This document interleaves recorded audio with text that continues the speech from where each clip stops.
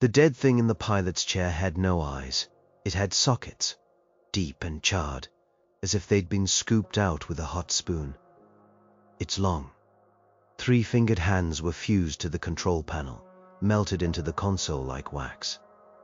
The rest of its body was a brittle husk, a dried leaf in the shape of a nightmare. But that wasn't the shocking part.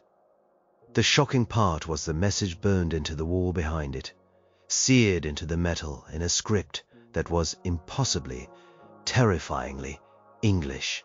It said, "Don't sow the humminzing. Te elur silir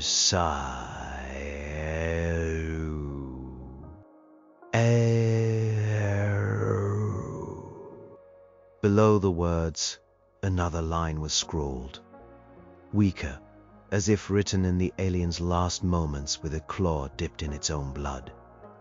"It is a hunger." Jake Riley felt his stomach turn. He was a comms technician, not a first contact specialist. His job was to listen to static and make sure beacon station Epsilon kept broadcasting the same simple, repeating mathematical sequence it had been sending for the last 50 years. The Arecibo 2.0. The big hello, we are here from humanity. He looked from the dead pilot to the words, then to his commander, Eva Rostova. Her face was a mask of granite, but her knuckles were white where she gripped the side of the airlock door. Behind them, the station's brilliant scientist, Dr. Aris Thorne, was already scanning the message with a handheld device, his breath fogging up his helmet. "Incredible," Thorne whispered, his voice tinny over the comms. "Syntactic structure is perfect. No accent, no grammatical decay. It's as if a human wrote it." Jake thought, no human would write that. The air in his suit suddenly felt thin and recycled.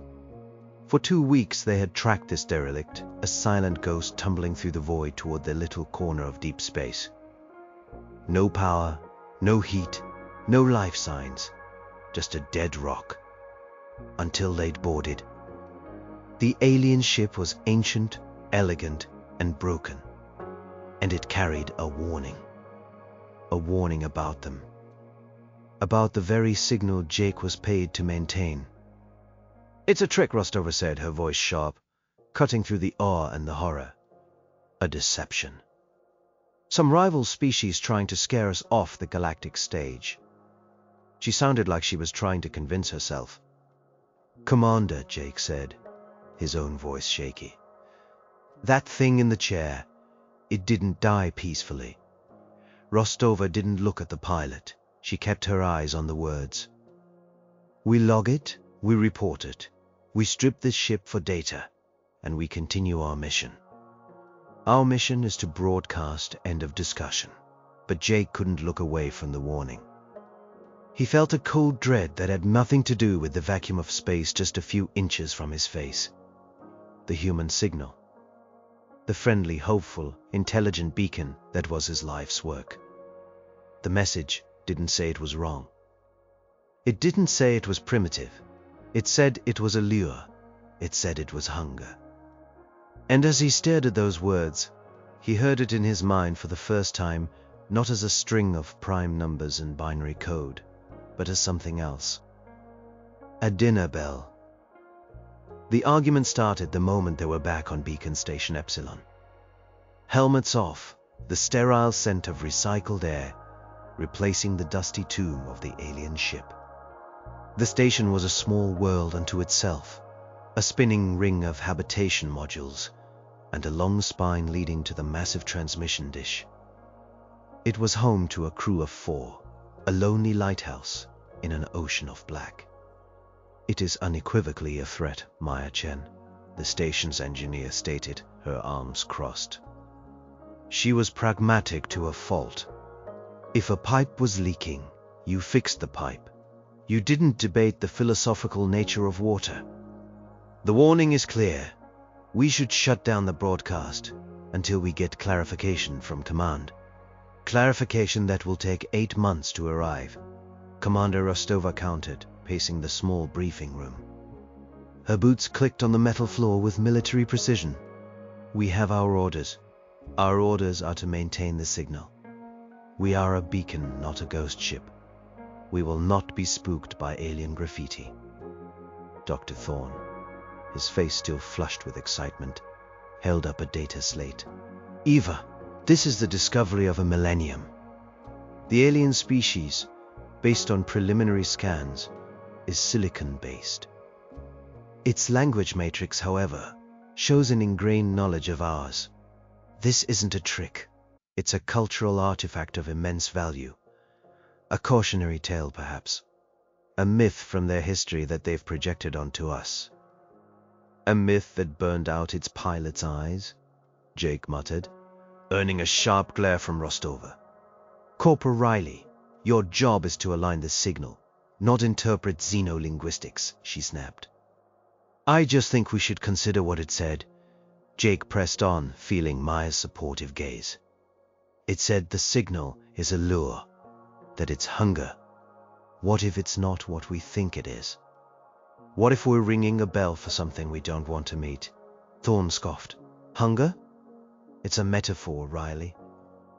A species that perhaps consumed its own resources, projecting its failures onto a nascent spacefaring race. The signal is pure mathematics. Prime numbers. The hydrogen line. Pi. It's the most benign, universal message we could conceive of. It's a mathematical poem, not a menu. Rostova nodded in agreement with Thorne. Aris is right. It's poetry. We proceed as planned. In fact, Command's last directive was to begin the amplification sequence. Phase 2. We boost the signal strength by a factor of 50.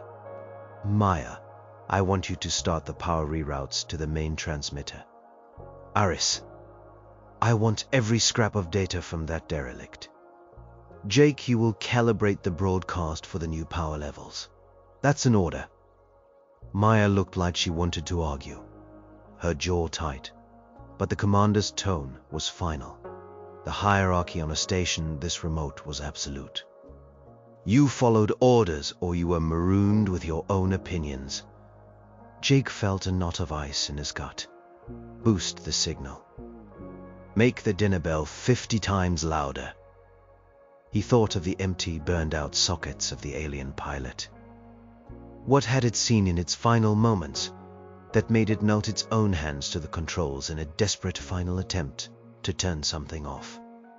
He looked at the main screen, where a visual representation of their broadcast flowed.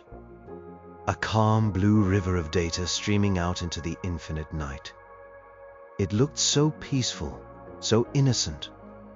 But the words from the derelict ship echoed in his head.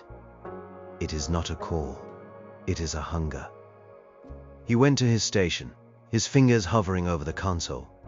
The controls felt alien to him now. Every switch, every dial, was part of a machine he no longer trusted.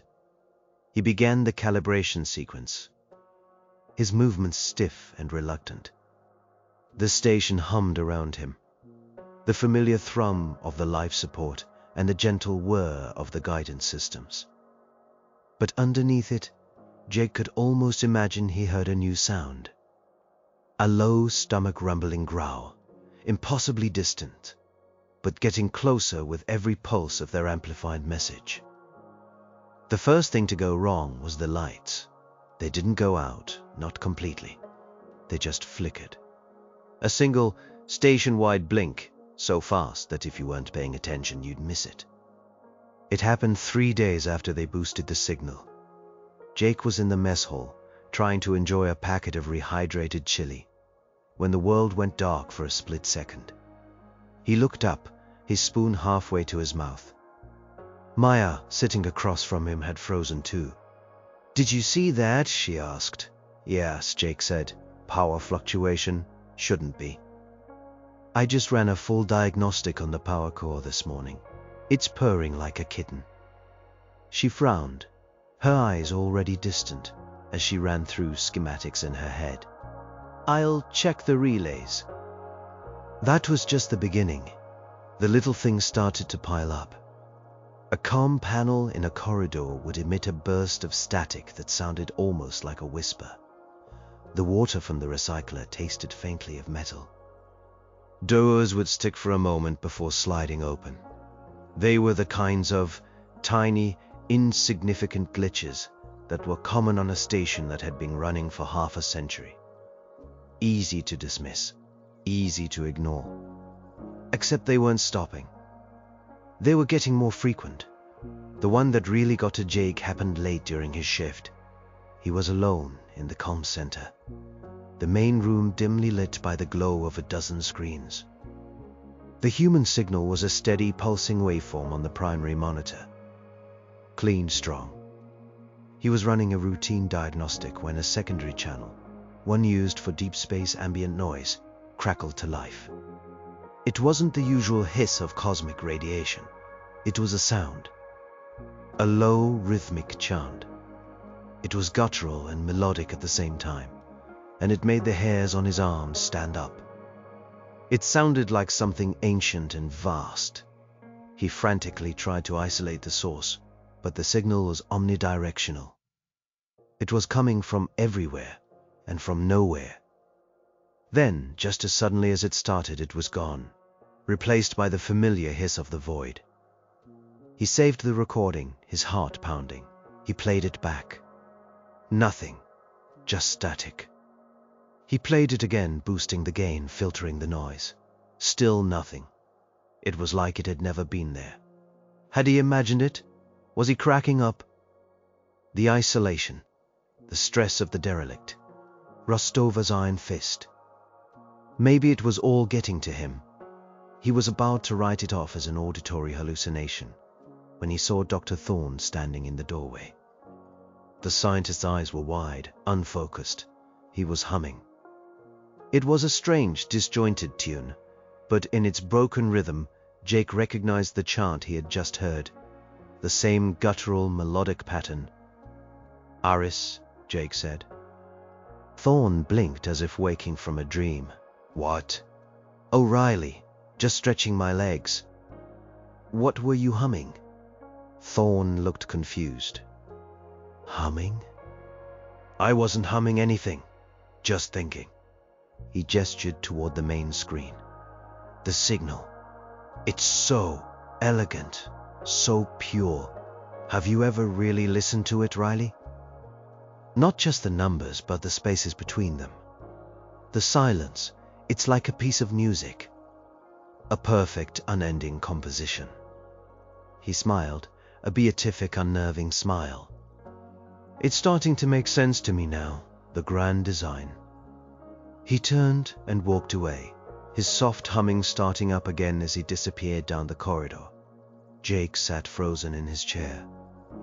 Thorne hadn't been near the comm center. There was no way he could have heard the chant. The station flickered again, a longer blink this time. And in the momentary darkness, Jake felt a profound and absolute certainty. The signal wasn't just a lure being broadcast out into space. It was broadcasting inward too. And Aris Thorne was listening. The nightmares started that night. For Jake, it was always the same. He was in the playground behind his old house on Earth, pushing his daughter Lily on a swing. The sun was warm. The sky was a perfect blue. Lily was laughing, her hair flying. "Higher, Daddy, higher," she'd shout. He would push, and she would soar up, up, up into the sky. But when she swung back down, her face was wrong. Her eyes were gone, replaced by dark, empty sockets, just like the alien pilots. Her mouth would open in a silent scream, and the world would dissolve into the sound of static and the low, rhythmic chanting from the comms channel. He would wake up drenched in sweat, his heart hammering against his ribs, the ghost of the chant echoing in the quiet of his sleeping pod. He wasn't the only one. He saw the dark circles under Maya's eyes. She'd stopped talking about the power fluctuations and started talking about the air quality, complaining of a constant low-level hum in the ventilation. that nobody else could hear. She became obsessed with the life support systems, running diagnostics over and over, always finding them perfectly normal yet convinced something was fundamentally wrong. "The CO2 scrubbers are working at 100% efficiency," she told him in a hushed voice. "But the air feels thick, it feels used." Dr. Thorne was getting worse. He'd all but moved into his lab, the walls of which were now covered in equations and strange spiraling diagrams. He wasn't studying the data from the alien ship anymore. He was studying the human signal. He'd hooked up an audio feed directly to his terminal and would listen to it for hours on end, his head cocked to one side, as if deciphering a hidden message. "It's not just a sequence," he explained to Jake one day, his eyes fever bright. "It's a key that unlocks a door. The numbers are the tumblers in a lock. Prime, pi, hydrogen. They're the combination. But what's on the other side of the door, Riley? That's the question. True communication, a convergence of consciousness."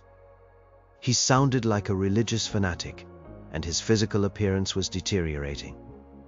He was gaunt, unwashed, and he had started scratching at his arms, leaving red welts on his skin. Commander Rostova saw all of this, but she interpreted it through the lens of protocol and discipline. Jake's nightmares were stress. Maya's obsessions were overdiligence. Thorne's breakdown was the pressure of a major discovery. She doubled down on routine, scheduling more drills, more reports, more busy work, as if she could force reality to conform to her checklist. Her denial was a wall, and it was getting thicker every day. "This crew needs to pull itself together," she announced during a briefing, her gaze sweeping over them. "We are professionals, not scared children. The mission continues." But the station itself seemed to be disagreeing with her. The glitches were no longer subtle. A whole corridor lost power for an hour. The food synthesizer produced a gray, tasteless paste, regardless of the selection. The hum Maya complained about was now audible to everyone. A low-frequency thrum that vibrated through the floor plates, a constant, oppressive presence. It felt like the station was getting sick. It felt like it was groaning in its sleep. The breaking point came with the birds. One morning, Jake walked into the small hydroponics bay, the only place on the station with real living green things, and it was filled with dead birds, dozens of them. Sparrows, robins, finches, all species from Earth. They lay on the floor, under the grow lamps, their tiny bodies stiff. There were no birds on Beacon Station Epsilon. There never had been. He stared, his mind refusing to process what he was seeing. Maya came in behind him and gasped, her hand flying to her mouth. Rostova was called. She looked at the impossible scene, her face pale. For the first time, a crack appeared in her granite composure. "Where did they come from?" she whispered. Thorne, who had followed them, just smiled his unnerving, placid smile. "They're not a problem," he said softly. "They're a sign, an overture. The door is opening." He looked down at the dead birds, and his expression was one of profound and holy reverence. Jake backed away from him, a cold terror gripping him. The signal wasn't just a lure for aliens, it was changing them. It was changing their reality. It was taking the familiar things from their minds, a daughter's laugh, the memory of birdsong, and twisting them into something dead and wrong. The hunger wasn't just out there, it was inside the station. It was inside their heads.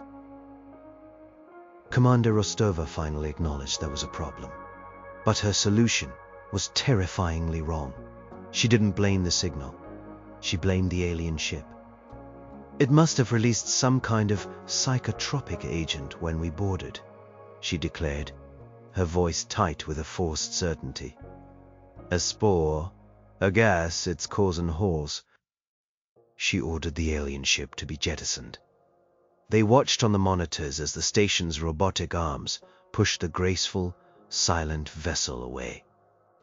It tumbled back into the void, a lonely tomb once more, taking its explicit warning with it. It changed nothing. If anything, things got worse. The hum was louder now, a constant gut-churning vibration. It seemed to sync up with the pulse of the broadcast signal, a monstrous heartbeat for their dying station. Thorn had stopped speaking in coherent sentences. He now communicated only in mathematical notations, scrawling on any available surface.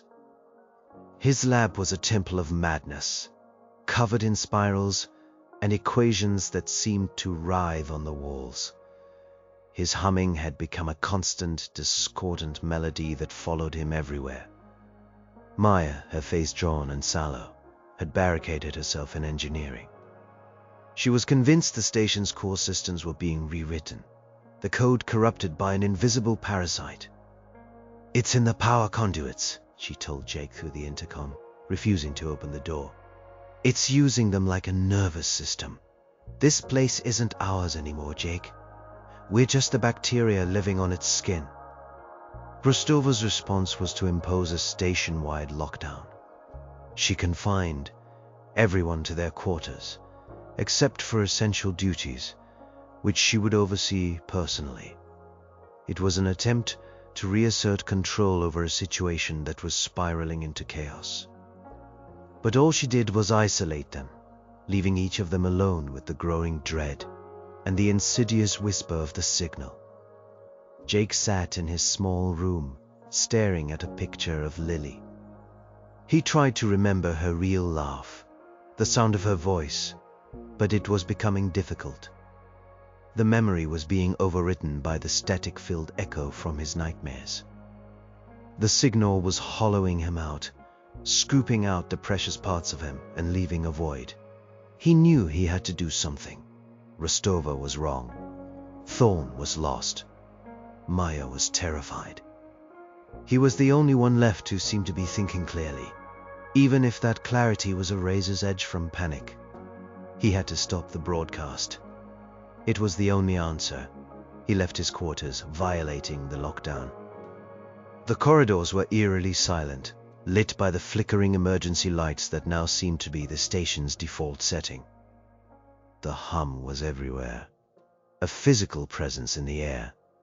He made his way toward the comms center. He had a plan, a desperate, simple one. A full system overload. If he could just get to the master control panel, he could divert all the station's power, every last watt, into the transmitter dish. It would burn out the amplifiers, melt the core components. It would silence the signal for good. It might even destroy the station, but it was a risk he had to take. As he rounded a corner, he saw Rostova. She was standing in the middle of the corridor, staring at a blank wall, her back to him. She was perfectly still. "Commander," he said softly. She didn't turn. "The protocol is very clear," she said, her voice a dead monotone. "In the event of a catastrophic system failure, the primary objective is to preserve the integrity of the broadcast. The signal must survive, even if the crew does not." He saw then that her fingers were tapping against her leg. A rapid, rhythmic pattern. It was the prime number sequence 1, 2, 3, 5, 7, 11. Over and over. The signal had her too. Her obsession with rules and orders had been the crack it needed to get inside her mind, twisting her discipline into a suicidal fanaticism. She turned, and her eyes were like thorns, wide, unfocused, looking at something that wasn't there. "You are in violation of lockdown, Corporal," she said, her voice devoid of emotion. "You are a threat to the mission. You must be contained." Before Jay could react, a panel in the ceiling hissed open and a maintenance drone dropped down. Its single red optical sensor fixed on him. Its manipulator arms, usually used for repairs, snapped open like claws. The station was turning on him. Rostova, the station's immune system, had just identified him as a virus. And the hum got louder, turning into a triumphant, hungry roar. The maintenance drone lunged, its metal claws clicking. Jake scrambled backward, slamming his shoulder into the opposite wall. The drone was fast. A little metal spider skittering across the floor. He wasn't a soldier. He was a technician. His only weapon was a heavy-duty wrench clipped to his belt. He unhooked it, its weight feeling both pathetic and reassuring in his hand.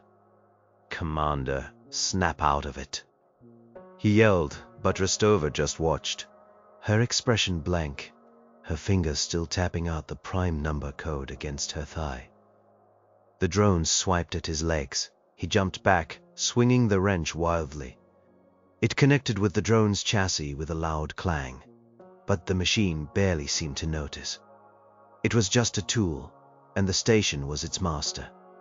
The hum in the walls intensified, vibrating through the soles of his boots. He could feel it in his teeth. It wasn't just a sound anymore. It was a physical force, pushing on him, pressing in. He had to get to the comm center. He feinted left, then dodged right, as the drone lunged again. He ran, his footsteps echoing in the flickering corridor. He could hear the drone skittering behind him, its motor whining. He risked a glance back. Rostova hadn't moved. She was a statue, a sentinel guarding the path to madness. He reached the main intersection that led to the comms center. The door was supposed to be open. It was sealed shut. A red light glowed above it. Access denied. "Maya!" he screamed into his wristcom. "Maya, I need you. Rostova's gone. She's trying to kill me." "She's locked me out of comms," Static answered him. Then a faint, terrified voice. "Jake? The power conduits! They're glowing. T here is a light inside them, a purple light. The energy readings are off the charts. It's not our power, Jake. It's feeding on it. It's growing. Can you open the comm center door from engineering?" He pleaded, ducking as the drone shot past him and slammed into the sealed door. "Override, Rostova's locked down. I can't." Maya's voice was thin with panic. "The network is...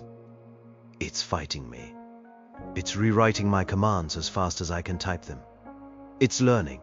He was trapped. The drone righted itself and turned, its single red eye glowing with malevolence. Jake knew he couldn't fight it, but maybe he didn't have to.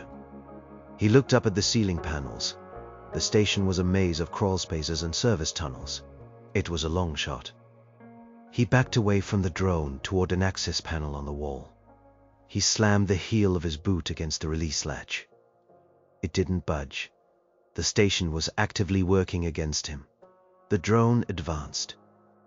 He hit it again, desperation giving him strength. The latch gave with a groan, and the panel fell open, revealing a dark, narrow tunnel. He scrambled inside, pulling himself up into the cramped space, just as the drone's claws slashed the air where he had been. He was in the guts of the beast. The hum was deafening in here, a constant, visceral thrum that made his vision swim. The air was hot and smelled of ozone, and Maya was right. Through the gaps in the cabling, he could see the main power conduits. They were pulsing with a sickly violet light, a lurid glow that was not electricity. It was something else, something alive. He started crawling, the wrench scraping against the metal. He moved in the direction he hoped was the comm center, navigating by memory. Every inch was a struggle. The station seemed to be fighting him, the very metal groaning in protest. He heard a scraping sound behind him. The drone was in the tunnel. It was crawling after him, its red eye cutting a beam through the darkness. The chase wasn't over. He was just a rat in a cage, and the cage was shrinking. Crawling through the service tunnels was like being digested. The heat was intense. The hum of physical blow to his skull with every pulse. The purple light from the conduits cast dancing, insane shadows on the walls. Behind him, the drone was gaining, its metal body scraping against the tight confines of the shaft. Jake pushed himself forward, his muscles screaming. He could see it in his mind's eye. The comms center, the main transmitter console. The place where the poison originated. If he could just get there. He rounded a bend in the tunnel and saw a grated panel in the floor. Below he could see the sterile white walls and consoles of Dr. Thorne's lab. He paused, his breath catching in his throat. The lab was a work of art from a fractured mind. The walls were a solid tapestry of equations, spirals and diagrams, all centered on one massive, crudely drawn shape. At an open doorway, Thorne himself was standing in the middle of the room. He wasn't humming anymore. He was chanting. The same low, guttural sounds Jake had heard on the comms, the sound from his nightmares. But it wasn't just a sound. As the words left Thorne's lips, the air around him shimmered, distorting like a heat haze. He was no longer just listening to the signal, he was speaking it. He was a conduit. His arms were covered in bleeding scratches, but he didn't seem to notice. He was staring at the wall, at the drawing of the door, as if expecting it to swing open. Then he began to change. It started with his hands. His fingers elongated, stretching, the joints cracking audibly.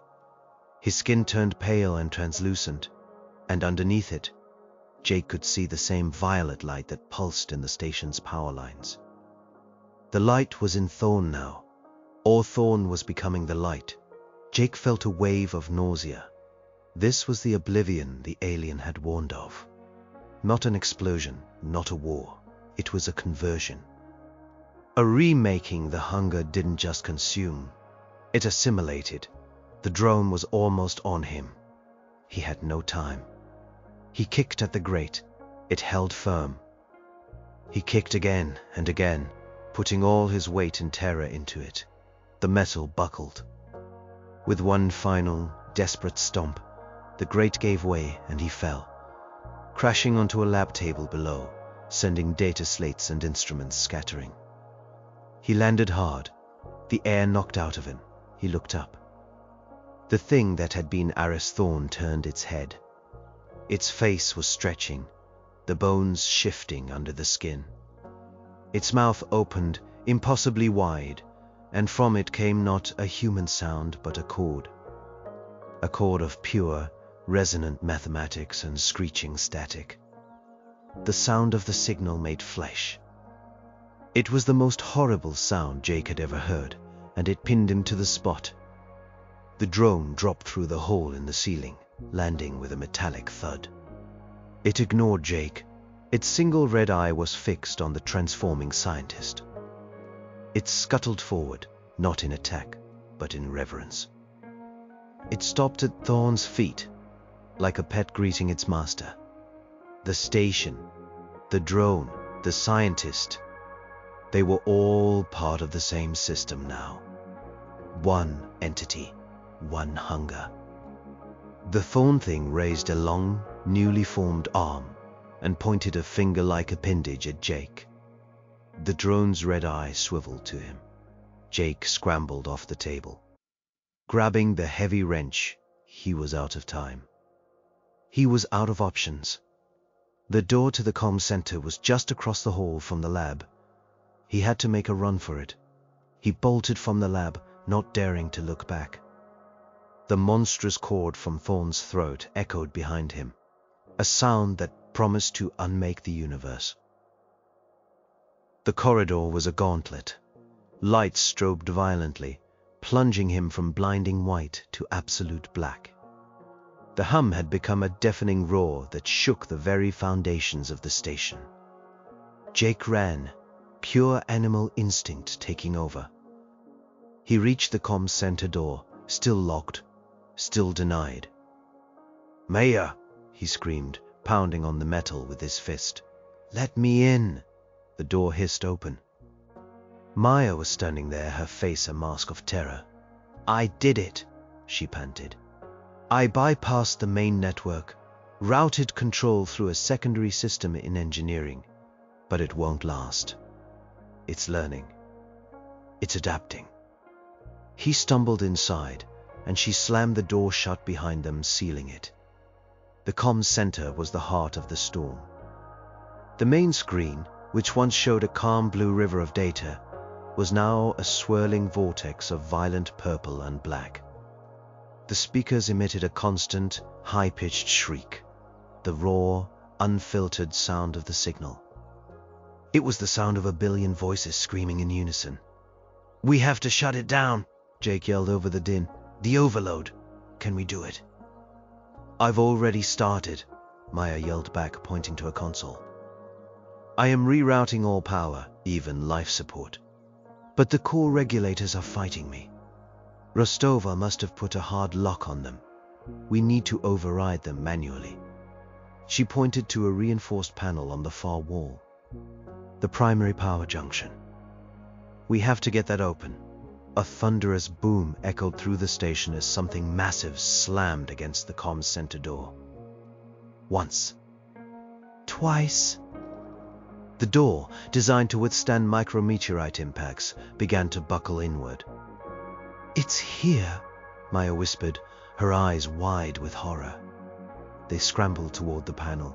It was sealed with heavy mag bolts. Jake jammed the claw of his wrench under the edge and pulled. The metal groaned. Maya joined him, and together they strained against the lock. The pounding on the door grew more frantic. A crack appeared in the center of the door, spider-webbing outward. Through the crack, Jake could see a single glowing red eye. The drone. But it wasn't alone. Behind it stood the Thorn Thing. Its form now a fluid, shifting nightmare of pale flesh and purple light. And next to it stood Commander Rostova, her face placid, her eyes empty, moving with the same unnatural grace as the monster beside her. They were all puppets of the signal. With a final agonized screech of metal, the panel came loose. Behind it was a tangle of thick cables and a single large red lever. The emergency power shunt. "This is it," Maya said, her voice grim. "You pull that lever and everything goes to the transmitter. It'll be a massive feedback loop. The dish will probably vaporize. The station might hold, it might not." The door buckled again, a large section breaking free. The shriek of the signal from the speakers intensified as if in anger. The Thorn Thing flowed through the opening, its elongated limbs moving in a way that defied physics. Rostova and the drone followed. Here is no time to argue," Jake shouted. Maya looked at him, and in her eyes he saw not just terror, but a final, desperate resolve. "It's not just the station, Jake," she said, her voice suddenly calm amidst the chaos. "The signal. We're a relay. The real source is Earth. We're just making it louder. This won't stop it. It'll stop the station," Jake said. "It'll save whoever comes looking for us." "They won't be looking for us," she said with chilling certainty. "They'll just be following the signal." The Thorn Thing was halfway across the room, its distorted face opening to release another mind-shattering chord. Maya shoved Jake toward the lever. "Do it!" she screamed. Then she turned, grabbing a fire extinguisher from the wall. She faced the advancing monster, a lone engineer against Oblivion. "Get out of our house," she roared, and discharged the extinguisher, engulfing the creature in a cloud of white foam. The monster shrieked, a sound of fury and pain, and swatted her aside like a doll. Maya hit the far wall and crumpled to the floor, motionless. Grief and rage surged through Jake. He grabbed the red lever with both hands. Rostova was almost upon him, her face a blank mask, her hand reaching for him. He looked past her, at the main screen, at the swirling purple vortex. The hunger. He pulled the lever down. For a moment, nothing happened. Then, every light in the room went out. The deafening roar of the hum and the shriek from the speakers cut off, plunging the world into absolute, shocking silence. A new sound began. A low, powerful thrum that came from the transmitter dish itself. The station groaned, the metal plates straining. A brilliant blue-white light filled the viewport, brighter than a star. The feedback loop.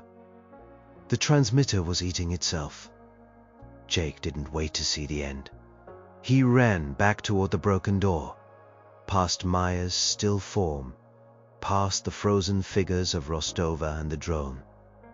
He ran into the dark, silent corridors of his dying home. The explosion was silent. There was no air to carry the sound.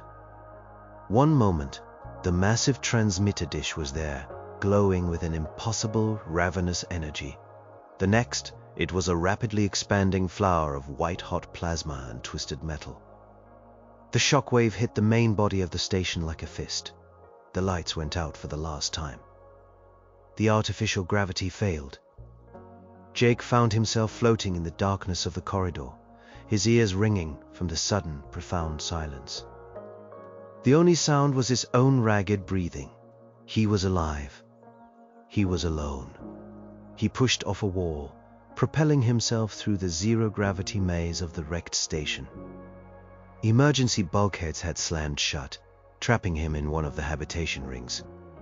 The air was thin, tasting of burnt electronics. He found a viewport that wasn't shattered and looked out. Where the long spine of the station and the transmitter had been, there was now only a cloud of glittering debris, slowly dispersing into the void. He had done it. He had silenced the signal. He had cut the wire.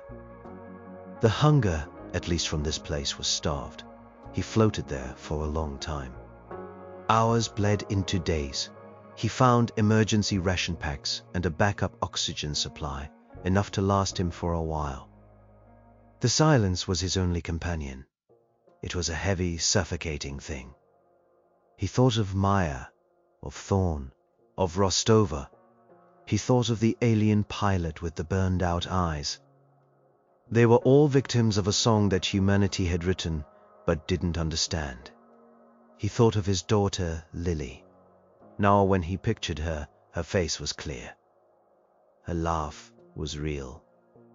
The signal's corrupting influence was gone, and his memories were his own again. It was the only victory he had. He wondered if anyone would ever come. A rescue mission. He was a speck of life in a vast, dead machine. The odds were infinitesimal. It was on the 9th day of his vigil that he saw it. A tiny point of light moving against the backdrop of the stars. It wasn't a natural object. It was a ship. It grew steadily brighter, resolving into a familiar shape.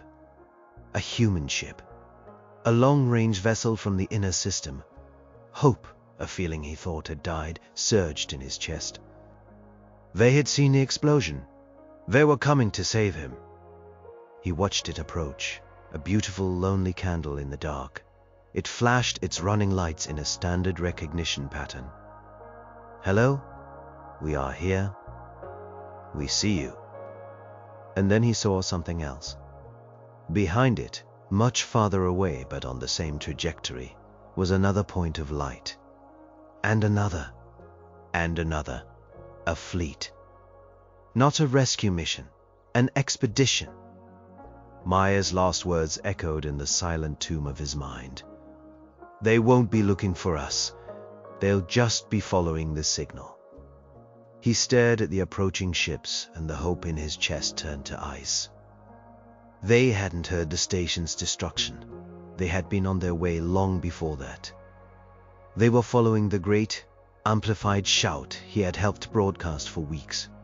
The lure, the station hadn't been the source. It had just been one of many amplifiers, a single voice in a global choir, all singing the same terrible song. broadcasting from Earth itself. The dead alien hadn't been warning them about Beacon Station Epsilon. It had been warning them about humanity. The lead ship was close now. He could see its windows, its communication array.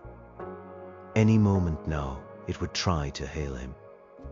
It would send out a friendly call, a message of peace and hope, coded in the universal language of mathematics. He looked from the approaching fleet back to the cold, silent void where the alien derelict had once been. He finally understood the alien's last desperate act. He finally understood what it had seen. The lure wasn't a place. It was a species, and it was coming. The hunger was on its way, and humanity was screaming for it to come home for dinner. He floated in the dark, watching the lights of the lead ship grow larger.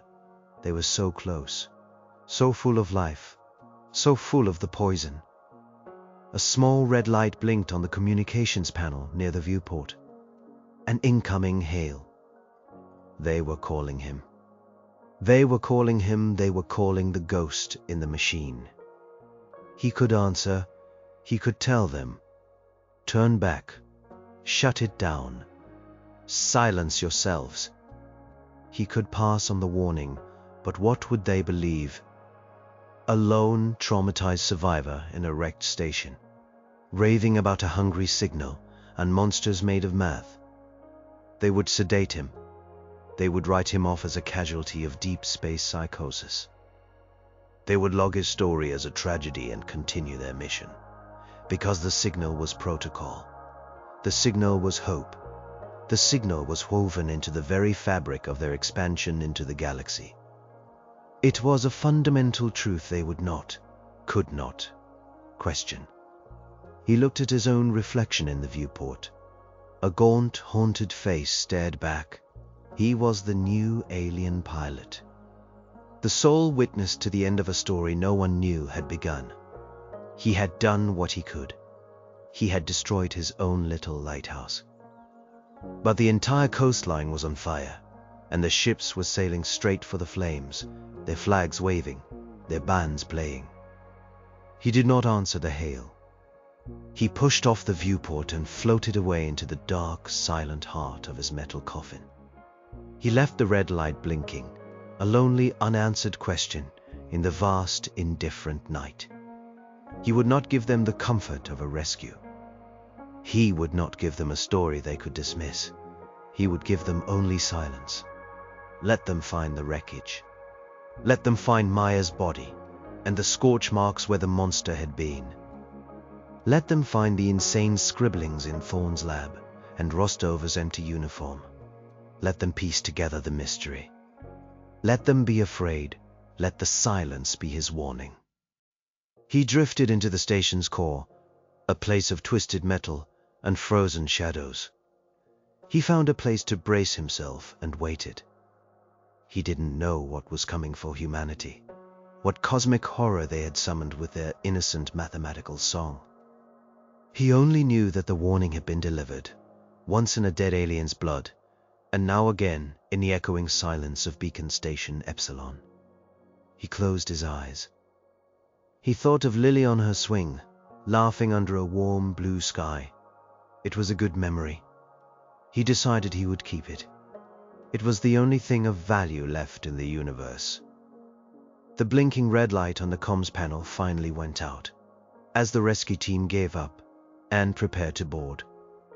Far away, beyond the approaching fleet, beyond the edge of the system, something vast and ancient, which had been listening for a very long time, finally began to stir. The song had been loud enough. The dinner bell had been rung. And the hunger was at last awake.